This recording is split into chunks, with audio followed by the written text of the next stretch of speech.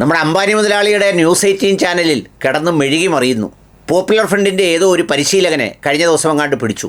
ആ പിടിച്ചപ്പോൾ അയാളിൽ കണ്ട വിവരങ്ങൾ കണ്ട് ഞെട്ടി കോരിത്തരിച്ചുപോയി. 2047 ആകുമ്പോഴേക്കും ഇന്ത്യ ഇസ്ലാമിക രാഷ്ട്രമാക്കാൻ ഒരുങ്ങുന്നു എന്ന് മാത്രമല്ല, കേരളത്തിലെ എല്ലാ സ്ഥലങ്ങളിലും സ്ലീപ്പർ സെല്ലുകൾ കുഴിച്ചിട്ടിരിക്കുന്നു.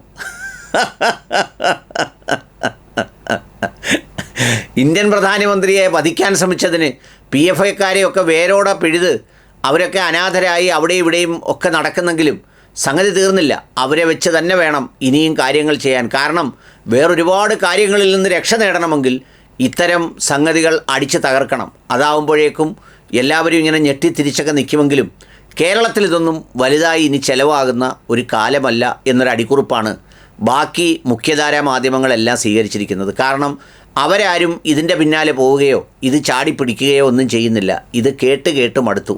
എന്നാൽ വളരെ വിചിത്രമായ ഒരു വാർത്ത, ഭീകരവാദികളായ ജമാഅത്ത് ഇസ്ലാമിക്കാർ പിടിച്ചടക്കി അടിച്ച് തകർക്കാൻ പോകുന്നു എന്ന് പറയുന്ന ബംഗ്ലാദേശിൽ നിന്നാണ് ആ വാർത്ത വരുന്നത്.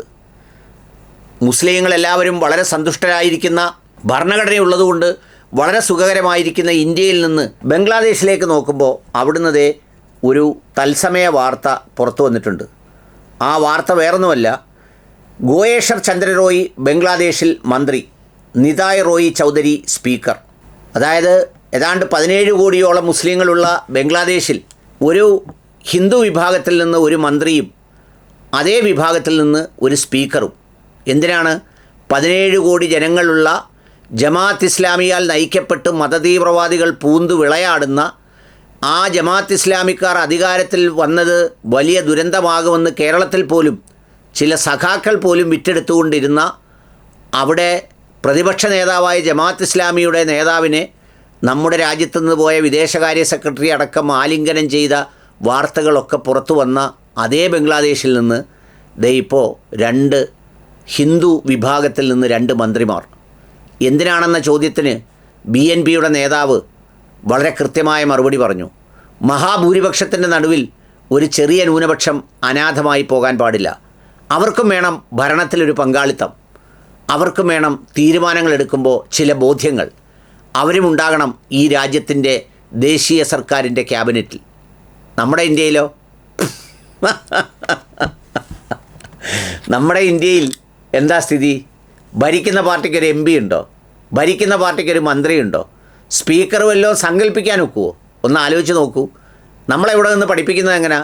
ബംഗ്ലാദേശ് മതതീവ്രവാദികൾ മെഴുകി മറിഞ്ഞ് എല്ലാം വാരിയെടുത്ത് ഹിന്ദു ന്യൂനപക്ഷത്തെ മുഴുവൻ കൊന്നൊടുക്കി അവരെ എല്ലാം ആക്രമിച്ച് അടപടലെ വാരിയടിച്ച് എന്നൊക്കെ പറഞ്ഞല്ലേ നമ്മളിതൊക്കെ പറയുന്നത്. പക്ഷേ കാണുന്നതോ സംഭവിക്കുന്നതോ അത് കണ്ടപ്പോൾ എനിക്ക് ഭയങ്കര രസം തോന്നി. എന്താണെന്ന് വെച്ചാൽ, നമ്മളിതൊന്നുമില്ലെങ്കിലും ഇവിടെ സന്തുഷ്ടരാണ്, നമുക്ക് ഭരണഘടനയുണ്ട് എന്നൊക്കെ പറയുന്നൊരു ബലമെങ്കിലും ഉണ്ട്. അവിടെ ഉള്ളവർക്ക് ഭരണഘടനയില്ല, ഒന്നുമില്ലാഞ്ഞിട്ടും ഒരു മന്ത്രിയെയും സ്പീക്കറെയും കിട്ടി. ഒരു പാവം കാന്തപുര ഉസ്താദ് അദ്ദേഹത്തിൻ്റെ എന്താ പറയുന്നില്ലേ, തപസ്വി പന്നു പറഞ്ഞതുപോലെ ഇവിടെ ജീവിക്കണ്ടേ എന്ന് ഓർത്ത് പറഞ്ഞ ഒരു സ്റ്റേറ്റ്മെൻറ്റ് വെച്ചുകൊണ്ട് അത് വെച്ചുകൂടെ എല്ലാം സുഖമാണ് സന്തോഷമാണ് എന്ന് പറയുന്നിടത്താണ് ഇത് കാണുന്നത്. ഏതായാലും ഈ വാർത്ത വളരെ കൗതുകകരവും വളരെ വിചിത്രവുമായി. ഭീകരവാദികളായ ജമാഅത്ത് ഇസ്ലാമിയുടെ നാട്ടിൽ ഇതുപോലെ 2 പേർ. എന്നാൽ തികഞ്ഞ മതേതരവാദികളും മനുഷ്യസ്നേഹികളും എല്ലാവരും സന്തുഷ്ടരായിരിക്കുന്ന ഭരണഘടനയുള്ള നമ്മുടെ രാജ്യത്ത് ന്യൂനപക്ഷത്തിൻ്റെ പ്രാതിനിധ്യം സഭയിൽ വട്ടപൂജ്യം. കഷ്ടം.